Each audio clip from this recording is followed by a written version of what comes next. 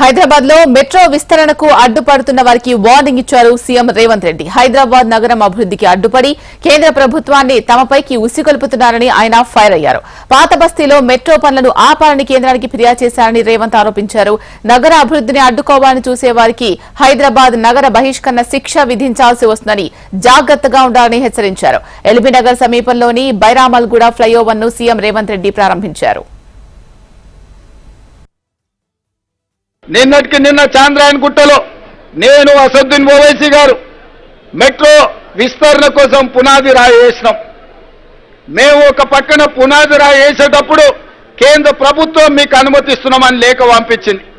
పునాది రాయి వేసి సంతోషంగా అభివృద్ధి చేద్దాం అనుకుంటే ఒక ఆయన కాళ్ళలో కట్టబెట్టి ఆయన ఢిల్లీకి చెప్పిండంట, ఇప్పుడు అది ఆపండి అని చెప్పి వాళ్ళు అంటున్నారు. మీకు చేయడానికి చేత కాకపోతే మేము చేసేటప్పుడు కనీసం కాళ్ళలో కట్టబెట్టొద్దని వాళ్ళకి చెప్తున్నా. ఇది అధికారిక కార్యక్రమం కాబట్టి ఎక్కువ వివరాలు చెప్పడం లేదు.